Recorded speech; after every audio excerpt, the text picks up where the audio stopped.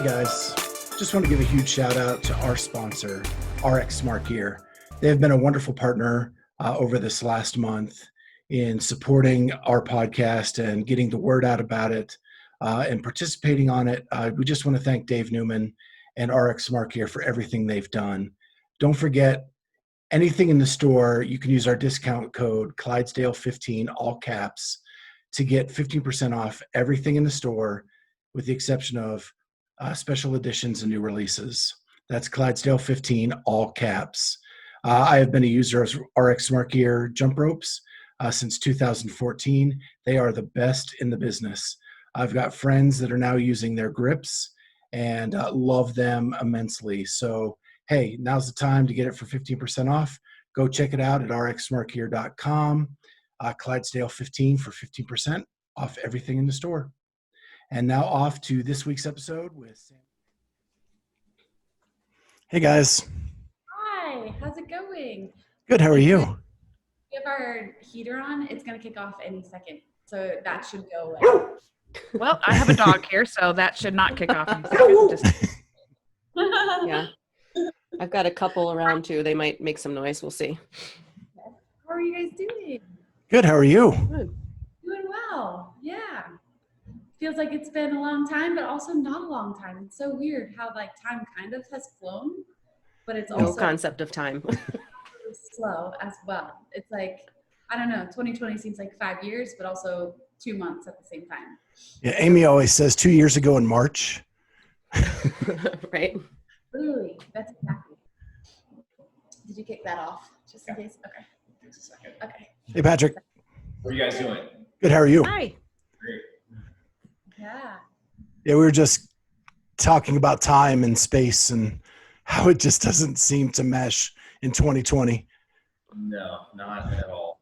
It's just weird all around. Yeah. And it's almost over, believe it or not. That's even weirder. But if only it was really going to be over when 2020 was over. Yeah. Hopefully 2021 is a brighter, better timeline. Yeah. So before we get started, we have a new co-host. Her name is Kat Shear. Hi. It's very nice to meet you. And Here he wants to get in the picture. Look at his face. Oh, he's so cute. Go down. And she actually lives in Delaware, not the city near us, but the state. Oh my gosh, the state. That's Yeah. It's a state too. So we actually met Kat at the Mayhem Classic. Okay. She was a judge there. She probably repped you. Yeah. So let me just, before we kick off, I'll tell you, Kristi. So you may remember at Granite Games in 19. So in the, what's the hall, the inside, not the hockey stadium, but the other inside place, the other inside venue, you guys, your whole team was coming through like the wrong side and going through like a thing, and you were in the back and the guards like wouldn't let you through.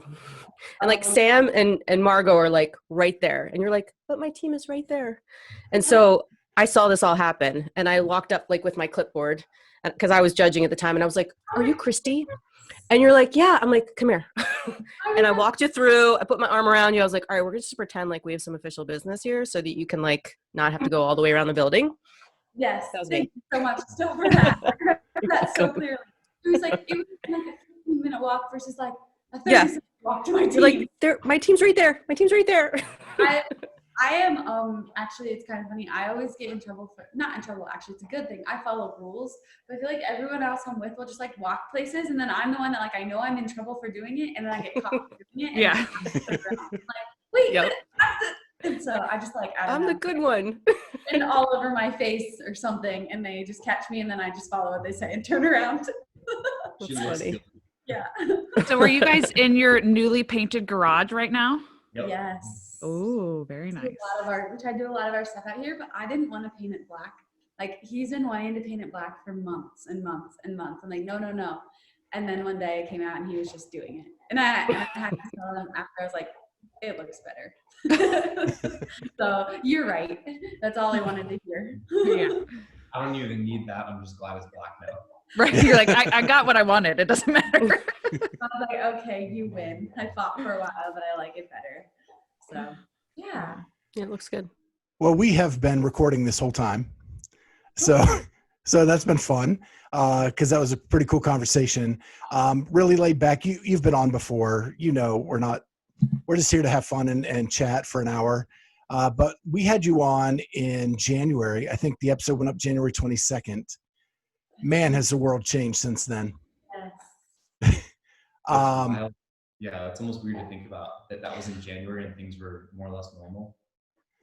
I know. And we were actually interviewing you in person, and now we have to do it by Zoom. But we've added video, which we didn't have back then. So we'll be on YouTube with this one as well. Awesome. So I want to start with, when we talked to you then, you had a lot of plans. You were going to do team, I think at West Coast Classic. There was a lot of stuff. You went on vacation right after we talked to you, and then everything kind of blew up. And so you guys were kind of the leaders in showing other coaches and gym owners like what to do when COVID blew up. And so I just kind of want to walk through that process a little bit with you, because you changed the way you did the gym. You were disinfecting everything and videoing it for the world to see right then. And so I think also at the time your YouTube channel had about 10,000 subscribers. And now you're at 56,000, I believe. Crazy. Yeah. So pretty crazy. And I think it's because you were so open and honest about what was going on at that time. And so just kind of walk us through what was going on in your mind. Oh, yeah. I think that we, even from the get-go, just did our best to not shut down, just change the way we're doing things. It's like the way we were doing things before isn't going to be working now, and we don't know exactly how long this is going to last. So we were just going to shift gears and keep on moving forward. And we did our best to just make every change that we could to work the best for our situation that we had. And we just kind of grew and adapted. And a lot of the things that we changed will stay probably forever. Like with our gym and our facility, some of the changes we really like. We've maximized the square footage of our gym by a lot just because we had to accommodate people within some spacing kind of regulations and guidelines. But a lot of it's worked out great, and we've just done the best we can to adapt. Yeah, it's actually interesting to think about that. I remember the night you guys came very clearly, because there was some bar muscle ups in the workout, and I think there was some cleans, and that was a workout everyone wanted to do. And there's 29 people in that 5:30 class.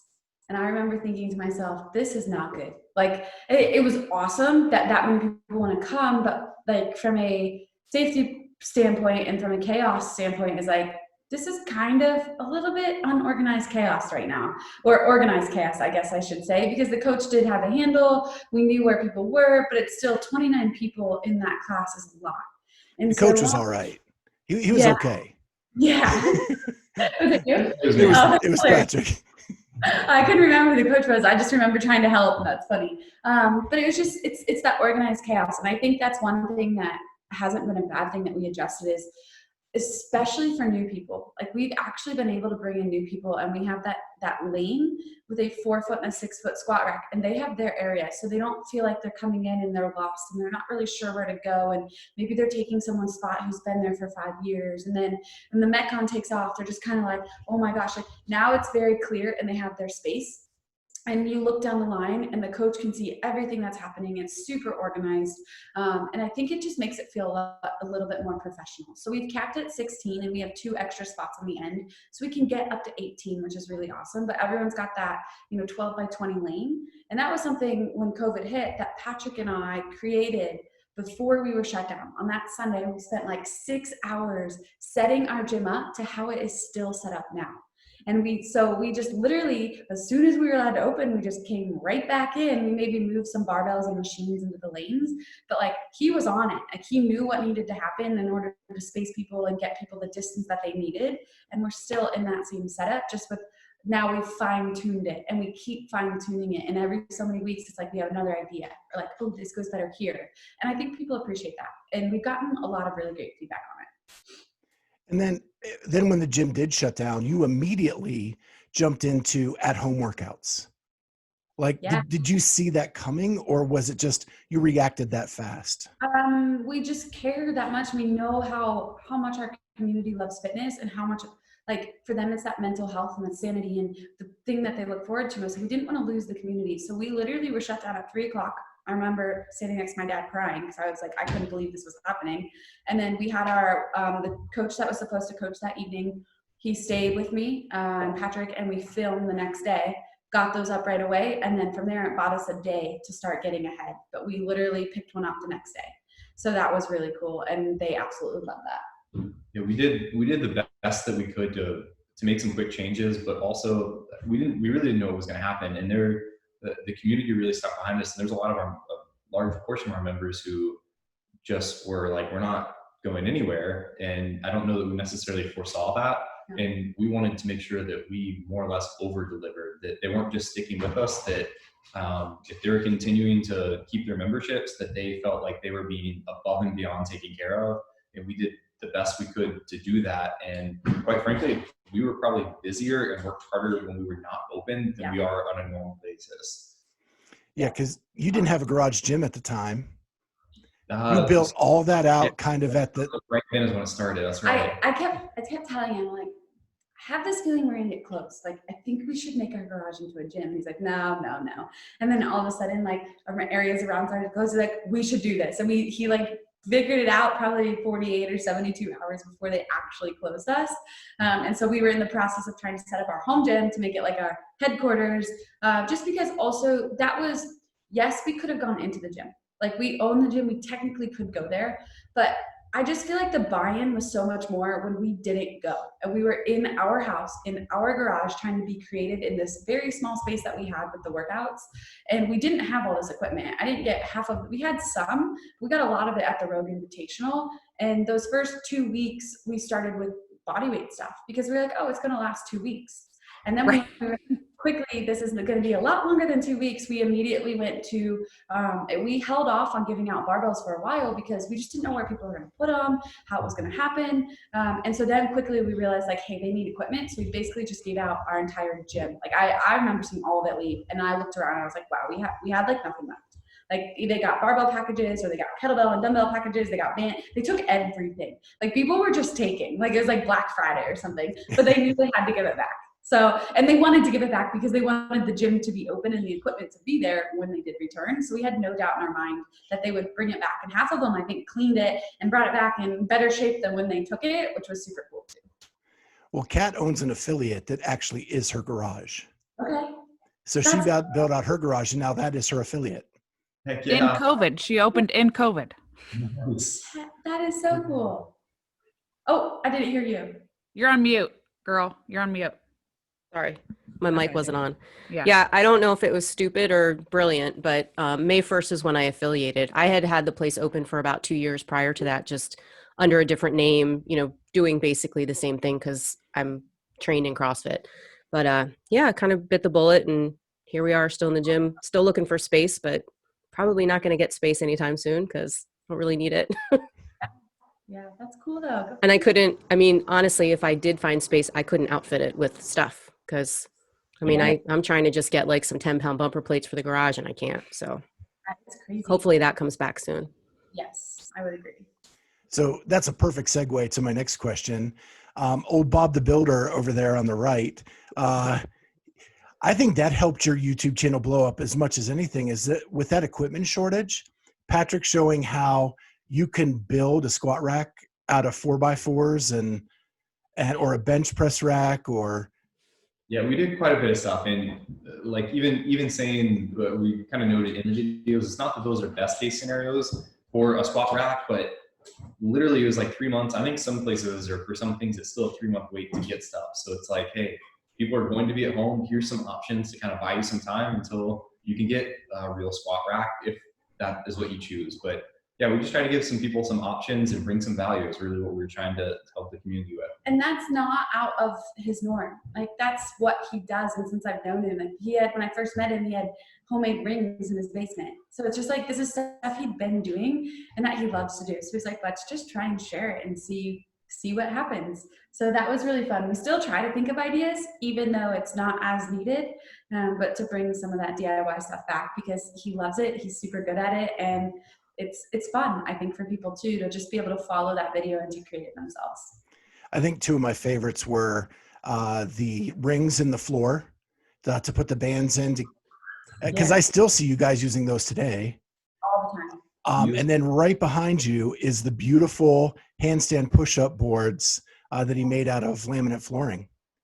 I love both of those things, and mostly because they're super easy and they're really cost effective. So it's really satisfying when you can figure something like that out and then also be able to share with people where there's not kind of a financial barrier to entry. It's really cheap and easy to do and can add value to anybody's garage gym or whatever they're trying to do with it.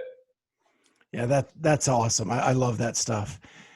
So the other thing I think, because I'm kind of on your YouTube channel now, that's the topic we're talking about, is what I love about your YouTube channel is that you guys are not afraid to show your struggles and what you go through.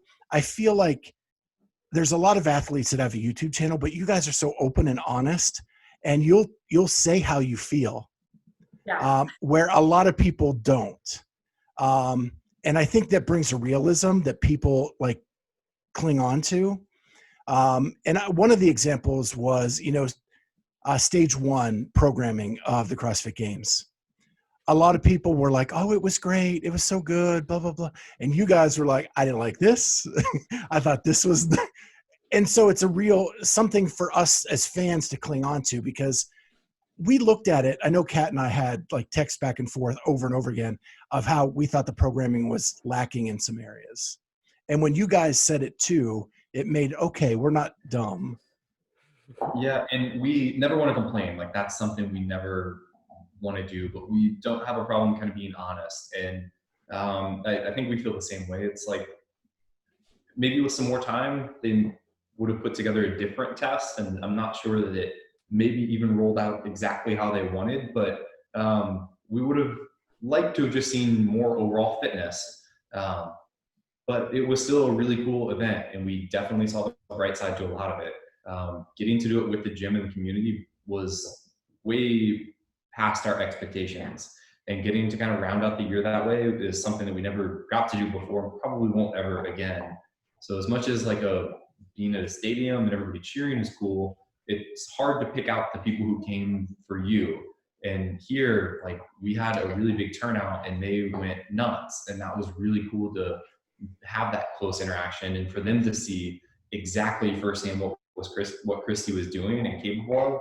Because a couple of the workouts we had programmed like Friday, they did that workout Friday, so they got to do it what they were feeling, put kind of what they thought were their expectations of what was possible, and then to see those blown out of the water just like was hard for them to even wrap their heads around.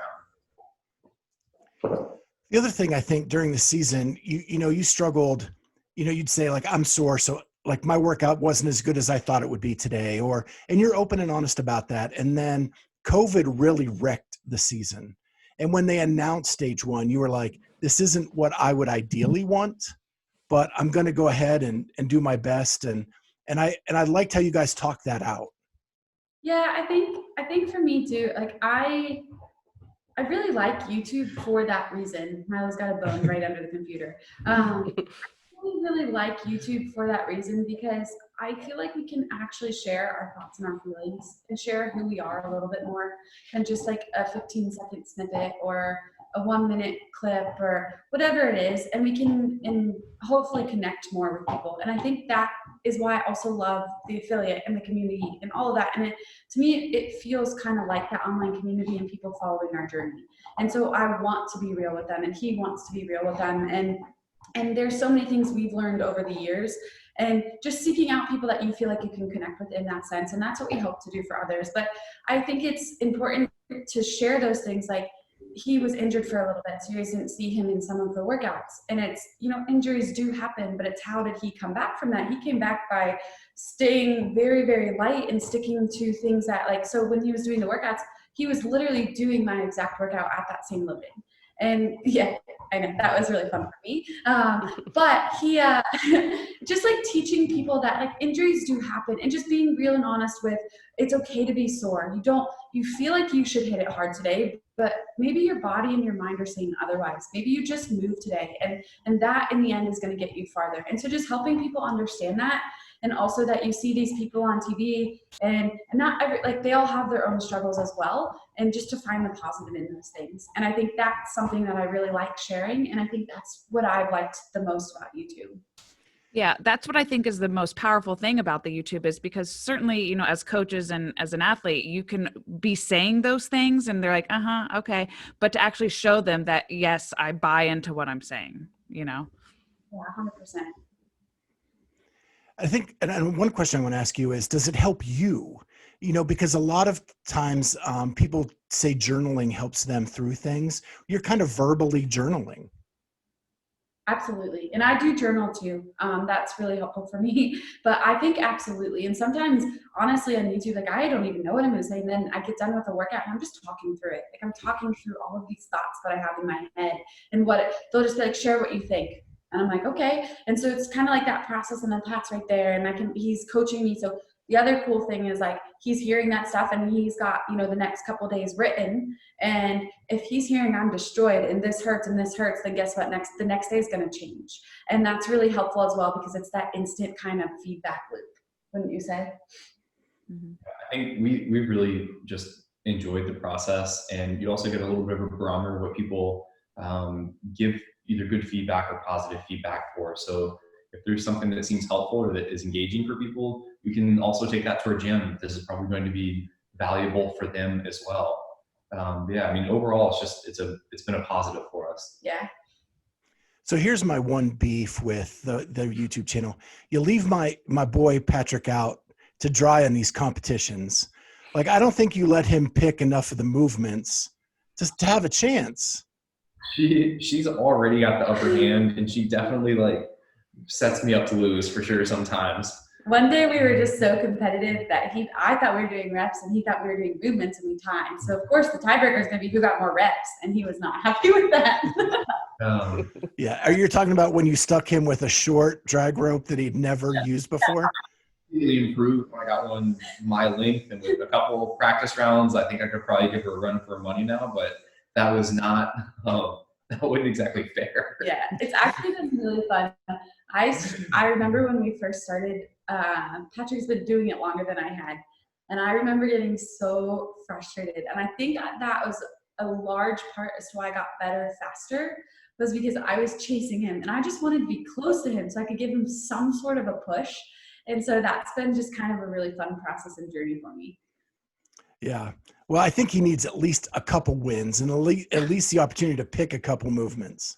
I think they're coming. Okay. All right. So let's move on to IBEX training. Is that how it's pronounced? IBEX? So I know that you guys have had it around a lot. I don't know a lot of details about it. You kind of briefly talk about it in your YouTube, but what is it and how can people learn more? Yeah, IBEX it's more or less us. We've been doing programming and fitness stuff for a very long time, and been to a lot of gyms and either coaching or belonging there. And we feel like what we do is effective and smart, and we want to share it with people. Through our gym, we've gotten a lot of positive response as well as a lot of positive results without people getting hurt or injured or very short-term stints at the gym. So it's something we've just kind of passed on to be able to do to everybody, or for everybody at least make that an option for people. And we've really enjoyed it, and just kind of opened up some new doors and avenues to connect with people. Yeah, so it's an online training platform. And it kind of stemmed, like he's had this idea for a while because we had been programming for players since 2016. And we kept getting this feedback of like, man, I show this to my friends and they wish they could do it. Or is there a way you can be offering this to people who aren't physically here? So I think kind of with all of it together with YouTube, we've added some coaching videos onto YouTube so people can find movements. And we've got some stuff coming that we're really excited about for it. But then we started taking like, okay, we've tried and tested 5 years worth of programming. There's days that we write stuff and it like doesn't go the way you think it would. And we get to see it unfold and unplay every single day because we're literally writing all of it. We've always chosen to not follow a blog. We looked into that stuff, but knowing our community and our people, there isn't really like a one size fits all. And so we started to figure out the workouts they kind of like, what they need to work on, and how our routine works. And like we do periodize that. And so it kind of stemmed from that. And that way we can reach people. So we do have like that monthly subscription for people with garage gyms or people looking like the IBEX 60 I would recommend for an affiliate programming. And then we also have the 6 and 8 week programs that are stuff that we've done. So I have done a ton of posterior accessory work. We've got some running stuff. He's got a bodybuilding in the works, like stuff that we're doing and we're trying and we're working on that maybe we do snippets of in the subscription, but it's like if people just want that, then we've kind of pulled that out to the side as well. And it's a little bit more in depth in those areas. Cool. And where can they find it if they're interested? Yeah, so you can head to IBEX Trained. So it's actually not IBEX Training. That's the only tricky part. It's IBEX Trained, TRAINED.com. And there's our website there. You can also click the link in our YouTube bio or on IBEX Training on Instagram as well. And IBEX, fun fact, why don't you tell them how, I was like, what is IBEX? Like, what is that? Where did that come from? Why don't you tell them what the IBEX is? It's kind of twofold. Rock climbing is a secondary hobby for us, and we like being outdoors. And an IBEX is a mountain goat that can climb up like sheer rock faces. So I just think it's the coolest animal, and it's super athletic. So the name kind of fit, and I think it's short and easy to kind of read, and it also is just like a super athletic goat that rock climbs. Yeah, it's the coolest animal ever. And in your logo, there's goat horns, right? Mm-hmm. I don't know if you guys can peek up and see that, but that's logo. So yeah, IBEX Training, and that is us. Oh, awesome.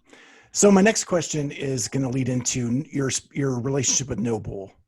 Yeah. You have been with them a long time. Yeah. What has that relationship been like? Gosh, I love Noble. They're like a second family to me. They picked me up back in 2017, like at the start or end of 2016. 2017. Yeah. After my second games, and they've just like the gear is amazing, the shoes are amazing, the people. And for me, it's more than just like the stuff. The way Patrick and I like to structure things is to surround ourselves with awesome people. And we would just hang out with them and we look forward to seeing them. And it's just like, it's pretty much like our second family. And it's just such a good, like, just such an awesome group of people that stand for hard work, discipline, dedication, determination, and like all of the things that we feel that we stand for as well. So for me, it goes past the gear, and I honestly, like, it's more about the people, which I love the gear and the stuff too. That's just an extra perk, but the company in itself and just seeing what they've done since 2015 is absolutely mind-blowing. Those guys are so hardworking and they are constantly striving to be the best. And I think that just helps you want to be the best as well.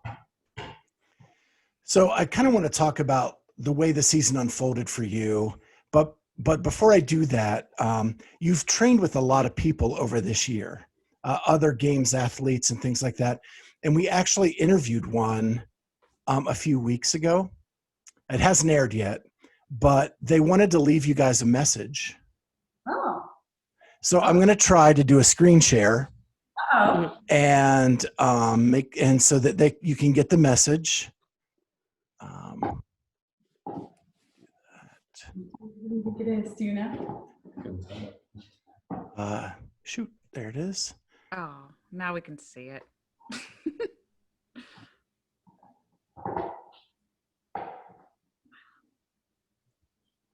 Hey guys, let's make like a tree and branch. Oh, oh my gosh.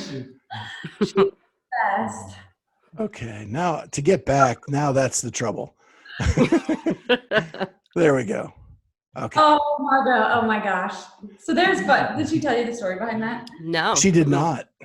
you get to tell us. Yeah. Margo is awesome. She's one of the most fun people to just hang out with in general. We're always excited when we get to meet up with her. And that was a fun trip in itself with Firstborn, Margo and Dan. But she's got a lot of like one-liners and sayings that a lot of them you probably wouldn't picture coming out of her mouth. And some of them that like take you a second to just be like, what did we just say? There's a circle of us hanging out, and I think we're all trying to leave, and I think what she meant is let's make like a tree and leaf, which is kind of the same we've all heard. And she goes, let's make like a tree and branch. And everybody just kind of like looked at each other like, and then it took us a second, and we all just started dying. We're like, what are you talking about? But it ended up sticking around for the weekend. Like everybody kept saying it. She's just hilarious. Yeah. We asked her about that weekend and asked her like, what was more fun, the competition or the Airbnb? And she said the Airbnb by far. Hands down. It's so cool to just find a group of like-minded people that you can get along with so well. And Dan, he lives just down the road from us. Like, he's become such a good friend. And him and Margot also have a relationship, you know, that they've known each other, and they were on the Invitational team. I think it was like 2014 maybe. And so they've spent a lot of time together as well through Rogue.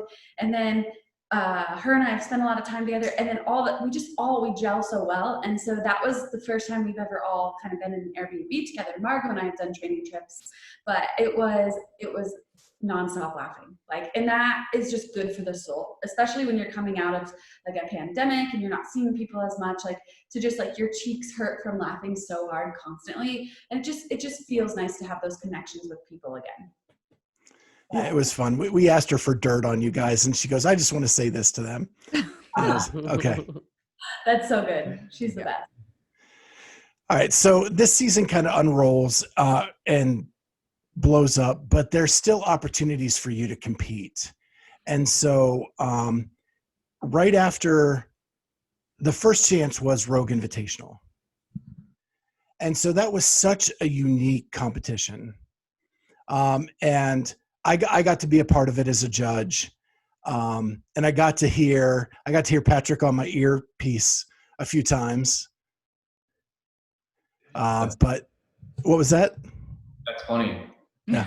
And so, so I was judging Saxon up in Cleveland. Oh, Saxon's great. Yeah, that's awesome. What was that like for you guys? I mean, it was so different and so unique, and the way they pulled it off was unreal. Well, I felt bad for asking him to be my operations manager because I had no idea how much was going to go into that. So it was run perfectly. Getting to the competition for operations managers and us as athletes was like, wow, there's a lot of responsibility right now. But then we understood. And it was so fun to compete in a live heat at a live time at the same time, and to have like those results instantaneously, like we're so used to if we were all in the same place. So then we appreciated all of that upfront work that they were having us do, and we understood why.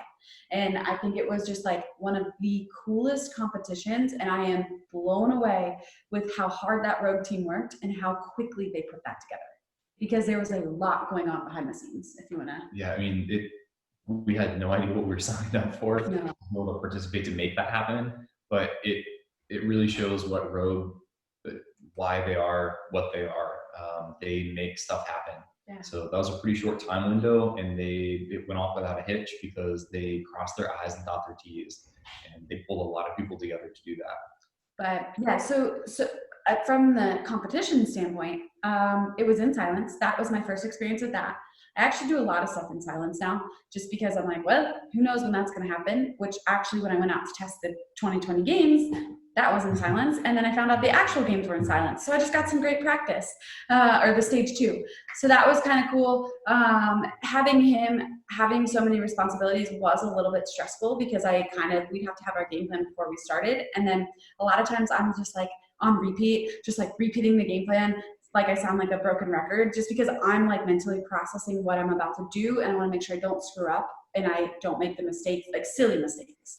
Where he had a whole lot of responsibilities, so he was also like, okay, Kristi, you got it, like you can do this. So I think that was a little bit stressful, just in a different and in a unique way. But other than that, I think I had a small group come out for that as well. They had to be quiet, so they didn't enjoy it as much. Well, they enjoyed it, but they wanted to scream at me. But it was a super cool competition, and I am so grateful I got the opportunity to participate in something like that, because who knows when we'll see that happen again. I don't know if they'll do it again, but it was literally incredible. Well, from a fan's perspective, it was like, it gave us so much hope, because it was like something that we needed to feel somewhat normal. And even though it was different, it was still normal. And I just really felt like Rogue has it together. And I'm sure there's behind the scenes stuff that, you know, we're not aware of as a fan, but it just kind of feels like they could set the bar for the potential for these things to continue should we need it, or if we want to have this, you know, type of online competition. I really think that's the way to do an online competition for the athletes. Like, I know the only bummer was it's not ideal for Cara, who was in Australia at 12 to 7 a.m. And she freaking crushed from 12 a.m. to 7 a.m. I think that was the most impressive performance. Like, I don't know how she did that to her. I had no idea. I like to sleep, and I'm like, whoa, like how is that possible? Like, she crushed it. That would be the only bummer. But if competitions rotated and time zones changed and everybody got a little bit of different stuff, maybe that would make it more fair. So I can see why the games didn't want to do that. But I do agree from like a spectating standpoint and from a competitor, it was so much fun to have that live leaderboard and to get kind of that instantaneous feedback and have heats. And you had a heat time, and it wasn't just like, oh, you go when you feel like you're ready to go. It's like, no, you have to be prepared and you have to be ready because this is your start time. And that made it feel more like a competition than I would even say the stage 1 games, because stage 1, like I was like 30 minutes behind on one of the events because the cops almost kicked us off, and it was just, you know, stuff like that. So you're just like, okay, well, it's all right. I just have a window, and that's just a little bit different and unique to other competitions that we've done before. Yeah, really, Rogue is the gold standard for putting on an online competition. So my question is to you, Patrick, right? So you're also Kristi's coach. So when I was with Saxon, as soon as the event was done, Saxon would grab a laptop and him and Spencer would like kind of review what just happened to see kind of where he fell behind or where he needed to push or whatever. As being an operations manager, were you able to have that time with Kristi? Not, I mean, once it finished, yeah, but also once she'd finished, like, if she finished an event, that one's kind of behind us, and for us, it's really on to the next one. Not sitting too much in the feeling of doing well or not well. It's just sitting in the mindset that we're not done yet, and we've got to stay focused. I always like to say Pat gives me 5 minutes. So if we see the results and I didn't do as well, I'll replay it, and he literally will be like, okay, you have 5 minutes, time starts now. In 5 minutes, no more of this.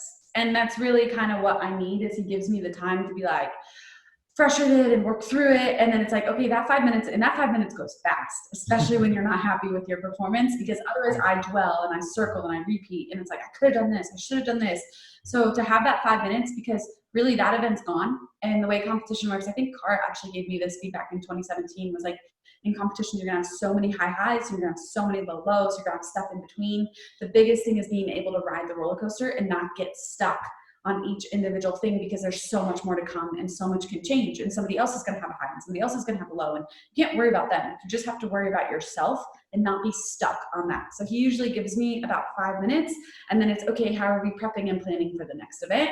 And after the entire competition, we can circle back and figure out, okay, what should we have done better? How can we change training to prep and prepare better for something like that?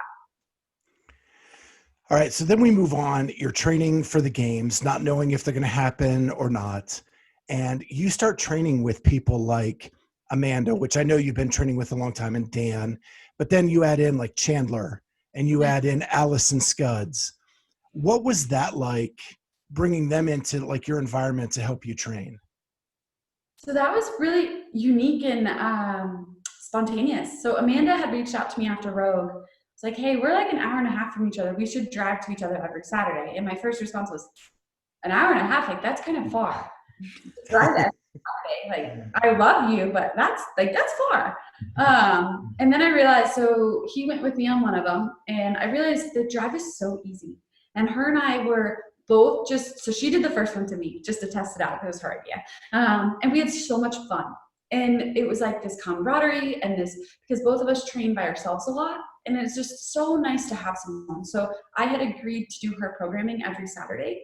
And she would just send it to us on Monday so we could make sure as Thursday and Friday hit, we weren't, or even Wednesday, we weren't overdoing those movements. So I was fresh and not overtraining certain muscle groups.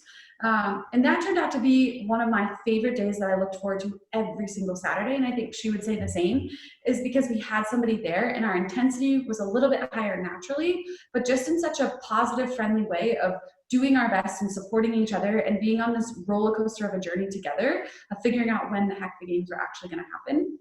And Chandler had just been bouncing around, and he had been out at Comtrain and done some stuff with Katrin. And then his girlfriend or someone, I think she lives around here and maybe 30 minutes. So he was coming through, but he comes through Kentucky. And I was like, oh, well, I'm actually going to be in Dayton. And he was like, even better. Can I come there? And I'm like, sure, let's make it a party. So he ended up coming there as well. And that was really cool too, just to see his different style and personality. Amanda and I have a very similar, and it meshed just very, very well.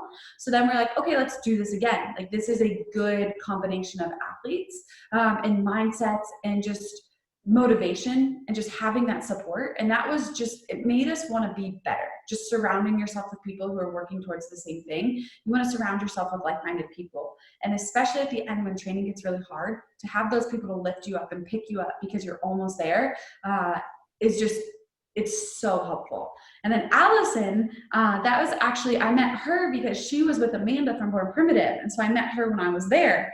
And then her mom, she was in town visiting her mom and dad, and actually lives in Columbus. So she was like, hey, are you going to be training? I don't fly out until this day. So she just came over and trained with me, and she was super easygoing because she knew I was prepping for the games. And she's like, I would just love to do your programming and just be there to give you somebody this or some support. And so her and I have become friends actually throughout this time. And when I tested, she was out there testing as well, doing a few of the workouts. So we got to see each other again. So it's just cool how things just kind of come together and you make these relationships. But I think in the end, it just helps motivate you more. It helps keep you on track. And it also just kind of helps lift you up, especially when you're training by yourself and you're tired. You can kind of get into a little bit of a slump sometimes, and those people can really help pull you out of it. I didn't know Allison was from Columbus until your YouTube. Yeah. So that was kind of cool to find out. Yes. So I heard, I knew for a little bit that I thought she was at Grandview, but it was when I was in Kentucky, and then I think she headed out to California when we got back here. We just had never met. And so she's awesome, super easygoing, really nice girl, and really fun to train with as well. That's cool. And so I know Chandler's bouncing around, checking out different places. Is he looking at Patrick as his next coach? I highly doubt that. Really fit. He's impressive. Hopefully he just keeps on chugging along, because his peak is still to come. I mean, it's crazy to watch him go. It's very cool. And it's exciting. I know for him, it was like a heartbreaker of a season this year. He, I think, missed it by 1 point maybe, or like a half. I think it was 2, but yeah. And that's tough. And I think he's able to use that and stay motivated in a positive way. But I think for him, the future is nothing but exciting. So he'll be fun to watch. Yeah. And so then we get to phase 1 of the games. And, you said it in your YouTube that the online thing isn't ideal for you. You're an outdoor girl. You like to run and swim, and the online thing kind of takes all that away. But you did really well in some of the events, even that weren't necessarily your strong point, like the front squat. It was just that dang row. And it's funny, when those events came out, I like CrossFit. They're CrossFit. They were much shorter than I'd like to see, but we worked on a lot of power output this year, and I was feeling fit and strong and just kind of a different way. We'd done a lot of running, but I just felt like we'd focused more on all different lengths of conditioning. So like I was ready for the long stuff, but we'd also hit some shorter stuff. So I felt like, okay, like let's just see what we can do. And I knew the row. I am not a good rower. Pat has been helping me and I've improved, but I am not a good rower. And the improvement was just to be with the best in the world, just not enough. And so I was like, okay, if I can even get 22nd or in that 21st, 22nd, I should be okay. I need to not get 28th, 29th, or 30th. And I got a 29th. And I knew from there, because then it's almost like you're fighting with 6 events out of 7, because I think I got 2 or 4 points. So it essentially becomes like a 6-event race versus 7-event for somebody who can balance those out a little bit more. And so I was a little bit sick about it. I still PR'd my 1K row by a lot. So I really couldn't be upset. I was proud of my effort. And really, if you would have told me the time that I rode ahead of time, I would have been ecstatic. So I was ecstatic when I finished, and then I saw the results and I was like, bummer. But it is what it is, and that's the name of the game. I told Dave when I was out testing, I was like, if it wasn't for that 1K row, I might have had a shot to be here for stage 2. But anyone can say that. So some of the girls could have said that about the front squat. Some of the girls could have said that about the first event. Like, that's kind of just how the sport goes. And that is sport. And you just have to take it and adjust and adapt and deal with it however you can and give it your best. So Patrick, to you, going into this isn't her wheelhouse, doing online short workouts. What's going through your head about what's going through her head? Mostly like I thought she may be middle of the pack, to be honest. We didn't know it was going to be that much damage control. And she, even when she wrote it, she exceeded our expectations as far as pacing. But mostly just keeping her positive. You can't get down. I'm gonna grab that. Miles found a spray bottle. Mostly just keeping her staying positive. So whether she did exactly what she could do and couldn't have done anymore. So she just has to stay positive with that. You can't get down about it. You can't worry that you're not gonna. If she can't do it, she can't do it. And with her sizing, it's just not realistic to row any faster, to be honest, or at least for a 1,000-meter row. So you're going to do what you can do, and we're going to move on to the next one. That's just kind of the mindset. I also have really short legs. So I'm like already short, but the short legs doesn't really help there either. And I think some of that is like proportionate to, I think, weight. I think I was talking to someone about weight classes in rowing, that they have like a lightweight rowing and then a heavyweight rowing. And I think Sam Briggs was even like a second off of the lightweight rowing world record, or 1 to 3 seconds. And I think she was like 10th or 12th or something, which is insane. So there is a little bit of that plays into it as well. So like you said, he kept me positive, and he made me feel like I was pretty, when I saw the final result, like I just took an Epsom salt bath and I was just had to have my 5 minutes, and I was pretty bummed. And then I was like, you know what, how are you bummed? You did your best. This is exactly what you talk about. You hit a PR, like you can't be bummed. And so he really, really helped me with that. Yeah. And if there was any kind of feedback that we could give, you never want to say like, if we had this event instead of that event, we typically, especially with the games, there's just more events. So everybody kind of has that one that they don't do great on, but then you've got enough time to kind of recover from that. So there's at least the format seemed like a little bit of a mix between the games and the open, where there wasn't very many events, but then they still kind of tested some odds and ends stuff. So if it was my 2 cents or feedback, it would have been, I think any year of the open could have been a little bit more of a well-rounded, just general test of online fitness, or more events like the games is structured, where you can kind of test these oddball things, but by the time everybody kind of evens out, it kind of finds its level. It's maybe 3 days of comp instead of the 2. Yeah, I like that suggestion a lot. So then you finish top 10, which is pretty awesome. You're 9th in the world. Yeah. Nothing to shake at, but you then do another comp the next weekend because you wanted to go have fun. Because I got good friends that talked me into it. Yeah, that was really about all it was I got done with the stage 1. I was like, oh, looks like we're off again. I took a couple days off. I told them I wasn't doing much fitness. I think I sat on the bike like 1 day, and then we went out there. And I knew that one that they would, be there they weren't going to be like cutthroat. We have to win this. We have to do this. And for me, it actually was perfect timing, because sometimes you're so focused for so long that you forget about the fun and why you started it. And it's still fun. Training hard is fun, but it does take a toll on your mind and your body. And so to surround yourself with people and have so many laughs and like true deep belly laughs, it's just like, oh yeah, this is why we do this. And it's cool to have those relationships. And so I was dragging my feet about going, I think, on the way there, just because I was still kind of tired, because your adrenaline goes and the whole season's just ended. And that's a weird feeling, but getting there was the best decision we made.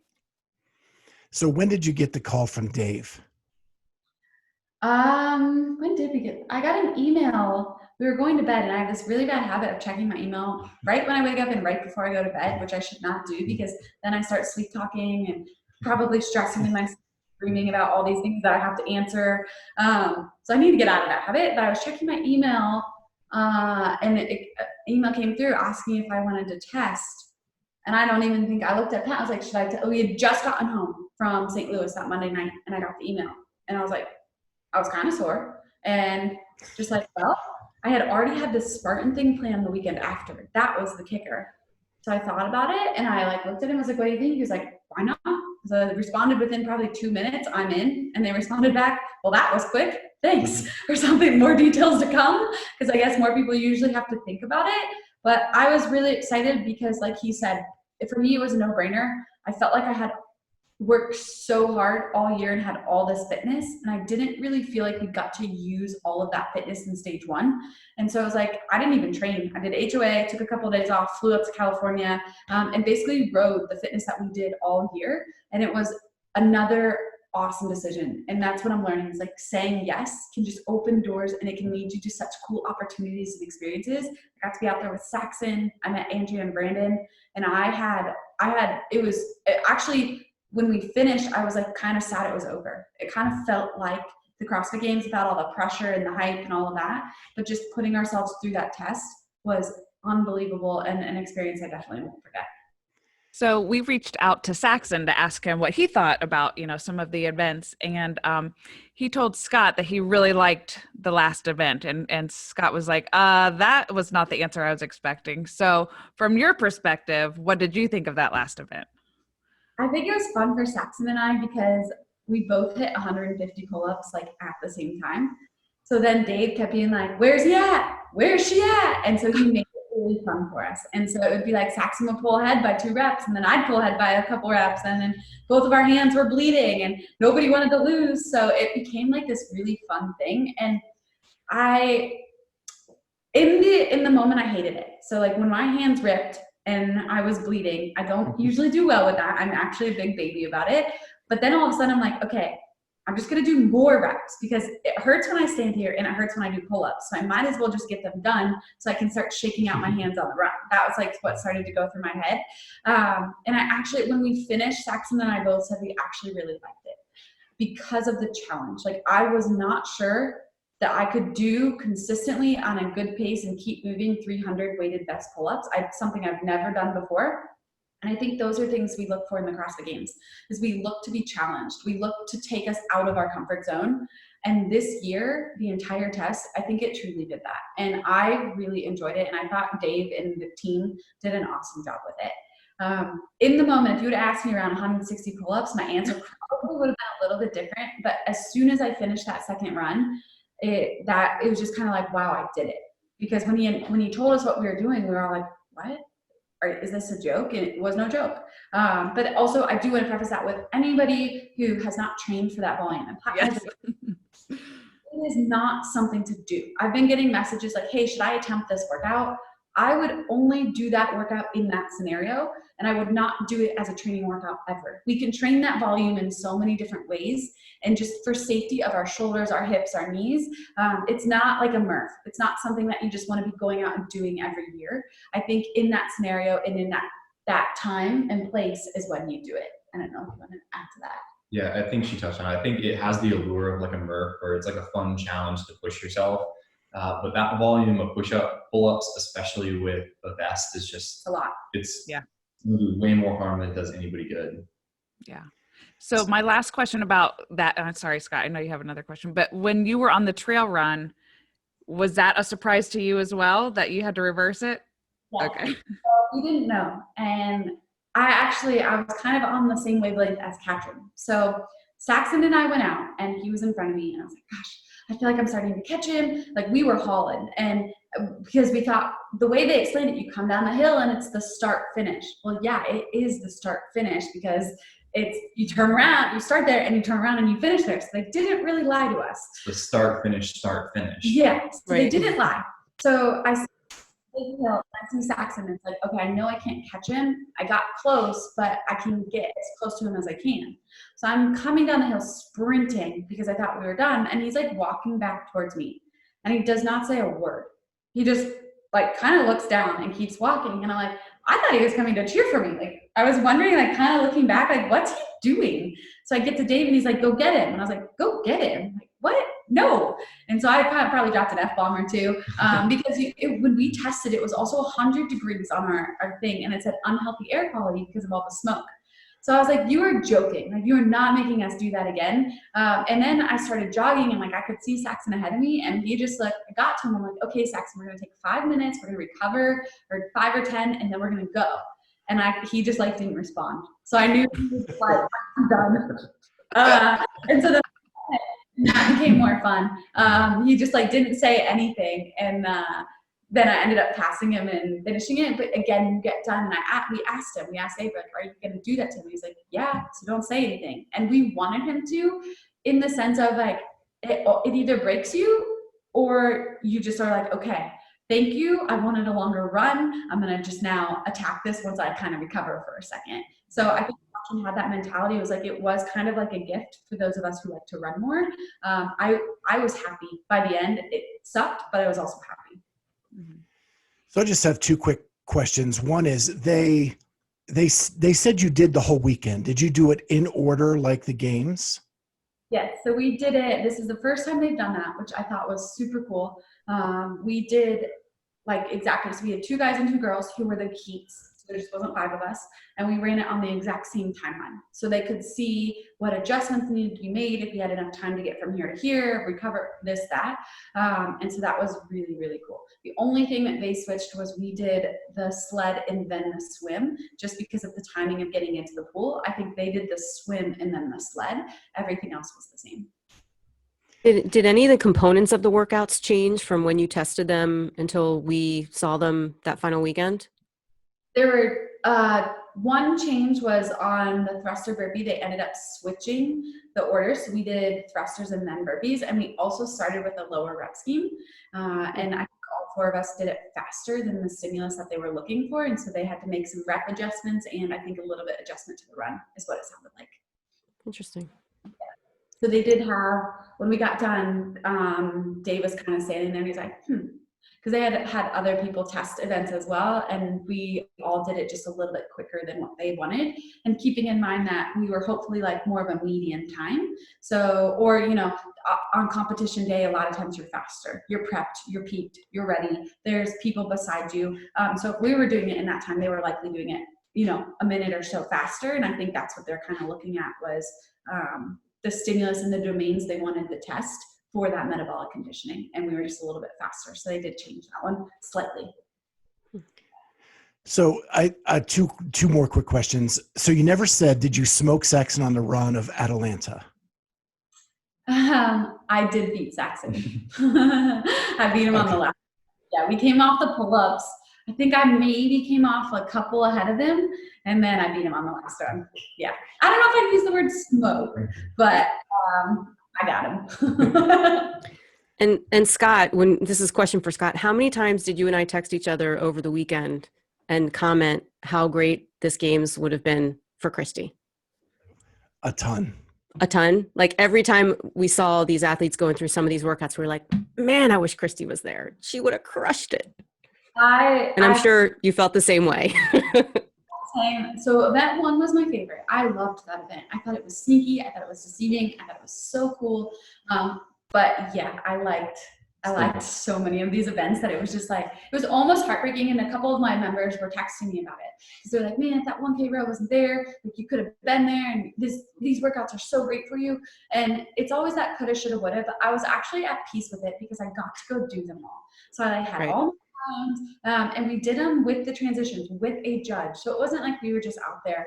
And so for me it was just fun to know how hard we worked all year and get to see my fitness level with them. And so even though it's like you don't see my name up there, I still got to do it, and that was for me it was very peaceful for me. It's just like, okay, our training paid off and what we did paid off, and I was ready. Total bummer, but again, you can't dwell on it. Right. So how does that set you up for this coming up, the 2021 season then, with all the emotions and what you've got going on? Yeah, so taking a break right now. I don't know if you guys saw, I did that Spartan race right after, and I was destroyed. Like that was the hardest thing I've ever done in my entire life, because I hadn't trained for that style. So I ended up running 25 miles on a trail run with 1,000 feet of climbing every lap in one, I got to stop and eat a banana, but keep going. So that setting me up for 2021 is taking a break and working on my body first. So I saw someone today, we're working on cleaning up movement patterns, just taking an overall break and letting my body exhale. And then the open will be the first thing. So prepping from there into our training, and then going kind of from the open, because we don't know exactly, they haven't told us exactly what that season looks like. So what we do know is we have 4 months. I never sit around, like I like to exercise. So just keeping, some nice long steady state stuff that's not going to beat the body down, and doing a lot of accessory work for strength work, and not loading my joints with the barbell right now, and doing things that I want to do. So that way when it's time to start hitting it hard, we're ready. You want to jump in on that? Yeah, I mean, really, we're playing it a little bit by ear just to kind of see how things go. The 2020 season was not exactly, it's not what you're hoping for. There was an incredible amount of time and so much longer spent at a high physical kind of peak, prepping for the games that kind of kept getting pushed off, or even before that, like when we had our last podcast, we were prepping to go to West Coast Classic, and it was like a couple days, I think, probably less than a week before it was supposed to happen, when we ended up pulling out from that and the event didn't happen. So with all that uncertainty, and kind of maintaining a fitness level that high is mentally extremely challenging. When you've got a pinnacle that that you're working for, which is the CrossFit Games or whatever that event may be, you can use that to kind of push you through all season. But as that kind of ebbs and flows is something that might be real or might not, or now it's going to be online, or now it's going to be a few people, it's hard to kind of put all of your eggs in that basket. So seeing what the season's going to look like, what competitions are going to be. Are they going to be in person, out of person? And as cool as the stage 1 was, that was also a little anticlimactic for how fit she was and how much effort we put into that season, or put into the season. So just seeing what 2021 has to hold. And Spartan Race was cool. We may do some more stuff like that. And just opportunities keep coming up, but we're just not sure exactly which ones are going to be. Yeah, every year we like to spend time, and we do this every year, is like take a little bit of time to reflect and see what that means for us. And again, I was talking to a friend today, is like, we really don't have many details about 2021 yet. So it's kind of hard to be diving back in without those details. Like, it was hard enough to get through the season. So again, just staying healthy and cleaning stuff up to where you can be pain-free and work on better movement patterns, and just, again, reflecting and enjoying, and looking back on what we did do, we're really, really happy with. Yeah. It also seems like CrossFit itself is going through a lot of changes, and I think in the long run that's going to be a good thing. But what does that look for? What's that look like in 2021 and 2022 as they're changing maybe the competition format and things like that happen? So with all that uncertainty, it's like just kind of watching to see what happens a little bit and which things you really put weight into. Yeah, it's got to make you feel good, though, to know that they're at least condensing the season, that you actually get an off season this year. With the Open not being till February, at least you have some time to relax, reflect, do all those things you need to do with your family before you head into the season as well. Go ahead. Oh, I was gonna say, we just said that. Like, thank goodness for that. Yeah, and we just talked to a member of the Athlete Council. We haven't released that yet, but they were saying that the changes coming are going to be really, really good for athletes, but they couldn't tell us details. And they said that it may not be fully 2021, but 2022, just because nobody knows how long this COVID thing's going to last. I could see that. That makes a lot of sense. Yeah. It's kind of like the advice that we're giving to our graduating seniors this year, like maybe you want to take a gap year, just figure things out before, you go back to school or whatever's happening, because things are just so wacky right now. Yeah, that's a great point. Yeah. Interesting. Well, I can't wait to hear all the details. Yeah. And so, did you do the Spartan Race with Sam Briggs?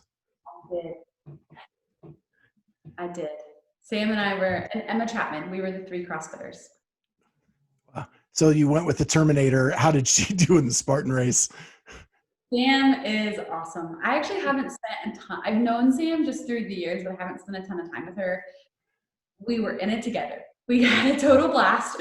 We were going up and down the steps, backwards and sideways. We were destroyed. Our jaws from wrestling, like I think I got whiplash. It was just different stuff that we've never done before, and it was cool to have somebody who understood where we come from, so we could kind of stick together and then try to come up with plans for what we were about to attack. But she's just incredible. And I think everyone there sees that too. I know so many people were just blown away with her athletic ability and who she is as a person. And so she did super well as well. And we had a really good time together. Okay, so here's my last question, I promise, because when we talk to you guys, the hour goes by so fast. But last time we interviewed you, we were in CFP, which is the name now. It was CrossFit Polaris. I don't know have you officially changed it or? It'll be CFP Fitness powered by CrossFit. So that's what we're going by. You guys have made so many changes to your gym. We talked about the COVID changes, but the outdoor rig, you just made a window where a garage door was because Bob the Builder's amazing. And then you're putting a new open area inside where we put our bags and coats. So you guys are just constantly are you going to need to buy more land? Well, we'd like to. We should. We really did want to. But there's just none in the Polaris area that we can get our hands on. It's a tough area and people don't want to move outside of there. So we're building up if we can. We're utilizing every inch of space that we have right now. Well, and the graffiti artwork that you guys have put on things to pretty it up outside, it looks amazing. Any exciting things coming other than what we talked about? Yeah, we appreciate that. Our next thing that we're going to be working on, it's a little bit smaller project. We're really excited about it. So we have 16 lanes. So every lane everybody has a squat rack, a pull-up bar, a bench, whatever equipment you would need. But something we've been limited is not having ropes for everybody since they're normally spread out. We didn't have enough ropes. So what we're about to do, I think this upcoming weekend, is we're going to hang a rope in everybody's lanes. So we do rope climbs. Wow. About those, and we're pretty excited about that. So yeah, he's figured out a way. He thinks he can do it with them out of the way.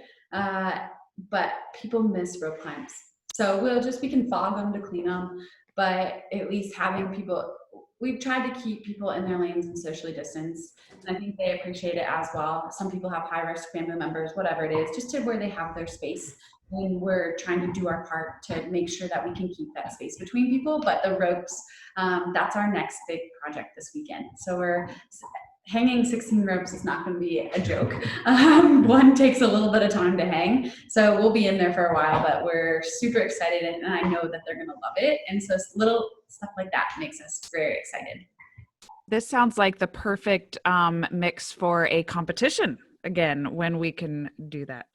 Actually, so we held our very first one and we had planned one for 2020 in June. I participated in your first competition. Oh, okay. So then everything happened in 2020. We're like, bummer. But we are looking at doing some more because people are starting to have local stuff. And we've talked about how we can space everybody out and stuff like that, just to give some people something to look forward to. So a couple of the coaches have already brought it up to me. They've already been thinking about it. So we're working on it. We could get some ropes involved, which would be really fun. Yeah. Kat, you have anything before we close out? No, I'm good. That sounds awesome. I want to make it out there. Come visit us. Yeah, when Kat, we're going to do some team building stuff together, and maybe when Kat comes out, we'll drop in as a group and check everything out. Yes, it looks different. I'm excited for you to come back. All right. Well, thank you so much for being with us. You guys are awesome as always. It's always good to catch up with you guys. And I'm sad that the hour's over because I still had more on my pages, but we'll catch up with you in the future. And we'll catch you next time, everyone. Great to talk to you guys. Yeah, Great talking to you guys too. Good night, Milo. Yeah. Oh!